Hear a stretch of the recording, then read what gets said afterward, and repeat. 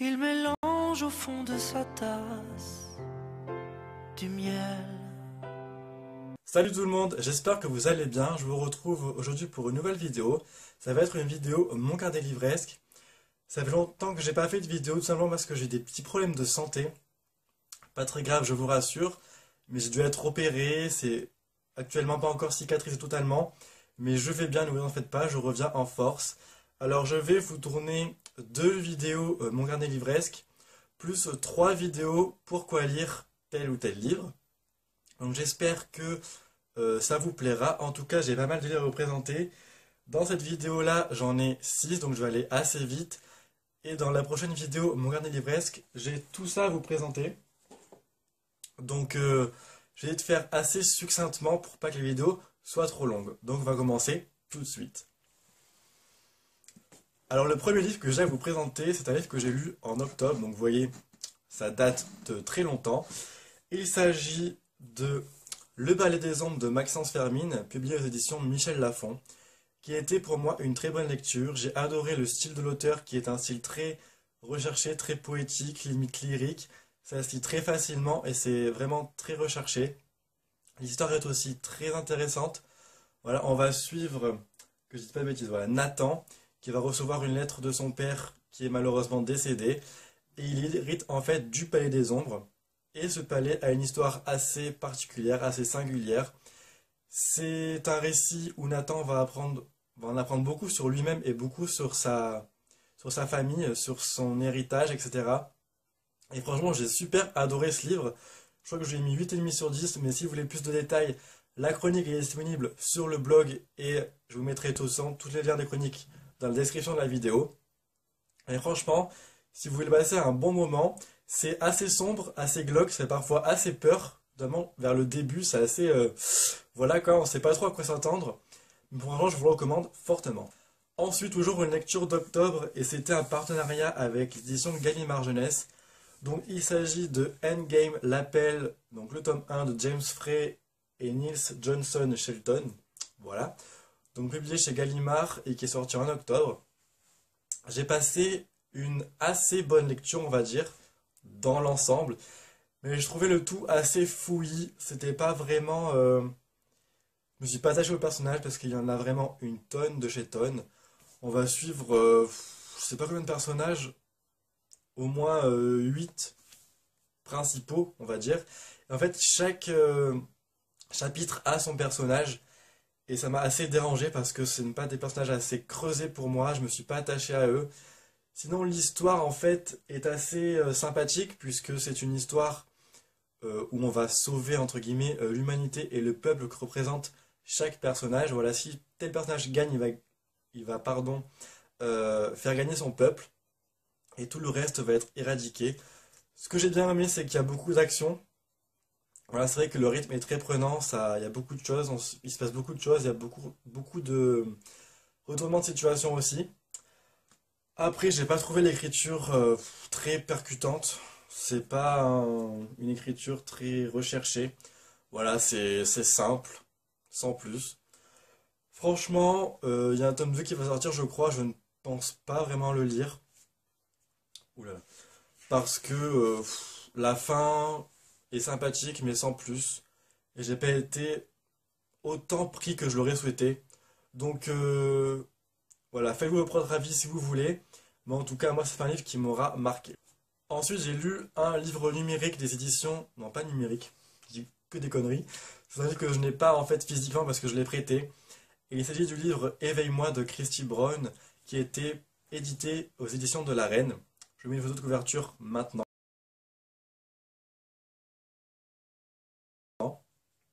Alors, c'est un livre érotique, pseudo-érotique thriller, on va dire. J'ai beaucoup aimé ma lecture. Franchement, c'était assez prenant, assez ouais, prenant, très rythmé.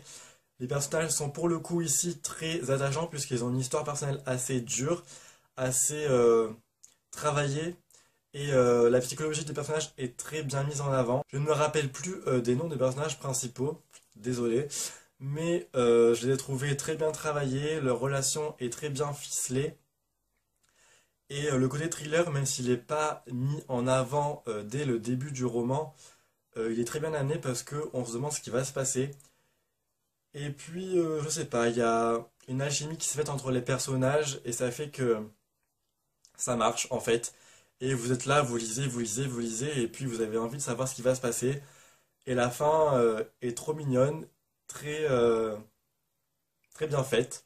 Voilà, donc c'est un livre qui m'a beaucoup plu. Je remercie les éditions de la Reine pour cet envoi, parce que franchement, c'est un livre, pour certains, apparemment, qui a fait penser à Crossfire, donc la série Crossfire de Sylvia Day.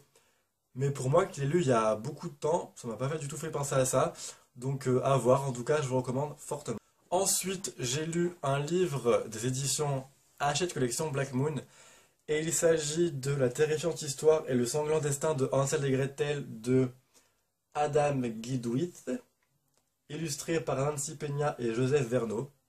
Donc en couverture hardback, j'avoue que les éditions Hachette ont fait un travail de dingue parce que la couverture est très sympathique. Voilà, un très beau travail d'illustration aussi. Les dessins sont très simples avec deux couleurs principales qui sont le rouge et le noir. Pas de Stendhal, mais voilà, c'est très bien fait, très bien illustré. Alors j'ai bien aimé ce roman, mais je m'attendais à ce que ce soit plus sanglant et plus terrifiant. Après, on se dit que c'est pour les jeunes, donc forcément, il ne faut pas trop que ce soit gore. Mais j'ai quand même beaucoup aimé cette revisite du conte. On a ce qui se passe avant, ce qui se passe après. On a des petits points qui nous fait nous rappeler du conte. Ça veut rien dire ce que je dis? Ouais. On a des petits points qui font qu'on se rappelle en fait du conte principal. Il y a d'autres éléments, d'autres contes qui interviennent dans celui-là. Et j'ai beaucoup aimé, voilà, on a Aladdin qui intervient, ou le génie, je ne sais plus. On a la grand-mère, enfin la terrifiante sorcière dans Hansel et Gretel. Et enfin, voilà, il y a un dragon qui intervient aussi. Et j'ai beaucoup aimé cette histoire. Jusqu'à la fin, en fait, on ne sait pas, parce que l'auteur est assez sadique. En fait, il y a des commentaires de l'auteur qui sont en rouge. Je ne sais pas si vous allez voir. Et en fait, l'auteur amène sa patte, amène son petit truc. Et ça fait qu'on ne sait jamais si l'histoire est finie ou si elle n'est pas finie. On ne sait jamais si ça va finir comme ça ou pas. Rien qu'à la fin, il nous dit est-ce que l'histoire est finie? Voilà, là il y a écrit pas tout à fait. Donc ça veut dire que l'histoire n'est pas tout à fait finie. Mais franchement, j'ai aimé le côté travaillé, ça va toujours plus loin, toujours. On se remet toujours en question dans ce conte. Et puis c'est ce que j'ai beaucoup aimé. Donc l'objet livre en lui-même est très joli, je pense que ça vaut le coup. En cadeau de Noël, je pense que ça peut être un très beau livre, un très beau cadeau de Noël. Donc voilà, n'hésitez pas à vous faire votre propre avis. Ensuite, j'ai lu deux thrillers à la suite. Le premier, il s'agit de Un hiver en enfer de Joe Witek, publié aux éditions Actes Sud Junior. C'est un thriller que j'ai beaucoup aimé. Comment dire? Les personnages sont attachants. L'écriture de Joe Witek m'a bien plu. Je découvrais sa plume, mais franchement, j'ai beaucoup aimé. C'est une écriture assez sombre, assez prenante aussi, parce que l'histoire se lit très très vite. J'ai beaucoup aimé le côté thriller, même si je m'attendais à ce que ce soit un petit peu plus poussé, notamment dans les scènes sanglantes, on va dire.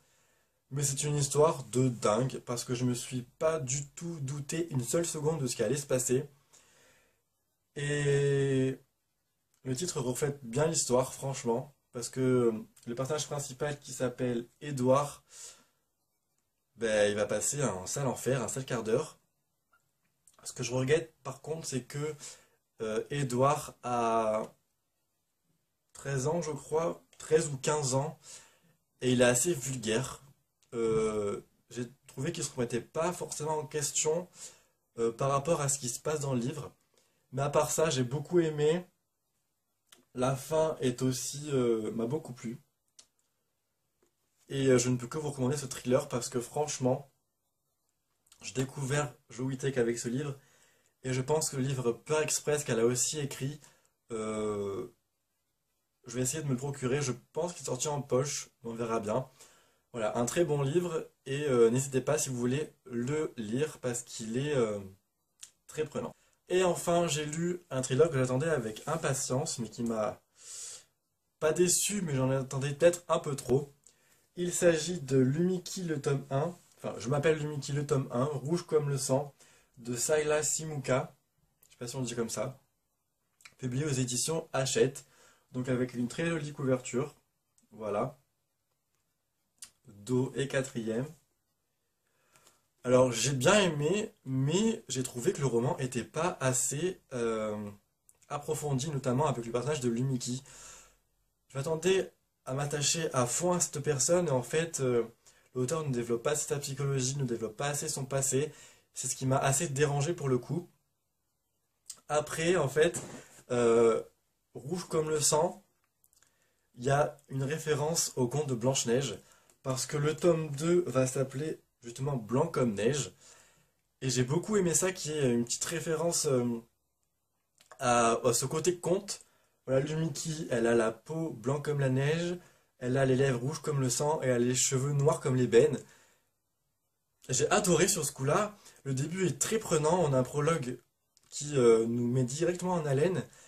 Et même si l'histoire se déroule assez vite pour le coup, Lumiki s'en sort vraiment assez facilement, même si on sent qu'elle est entraînée et qu'elle adore ce qu'elle fait.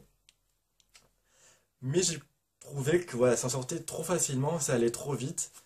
Pour le coup, l'intrigue est assez bien tournée, bien ficelée. J'ai bien aimé ce côté-là. L'écriture est assez spéciale, c'est assez incisif, c'est assez percutant. Et j'ai bien aimé ce côté-là. Voilà, donc on m'a dit, enfin l'attaché de presse du moins m'a dit que j'en saurais plus sur le Mickey dans le tome 2. Donc je le lirai avec plaisir et j'espère en tout cas que je saurai m'attacher davantage à ce personnage parce qu'il m'a plu, mais je suis resté un petit peu sur ma faim. Voilà. Donc j'espère que cette vidéo vous aura plu. J'espère ne pas avoir été assez, enfin très fouillis. Mais si vous n'avez pas totalement compris ce que j'ai dit, ce qui est fort possible puisque je me remets doucement dans les vidéos, vous avez toutes les chroniques pardon, en barre d'infos. Je vous souhaite en tout cas de passer une bonne semaine, faites de très belles lectures et je vous dis donc à très vite pour une nouvelle vidéo. Bye bye. Rêve couché sur un parquet dans les bras de sa mère, dessiné à la craie.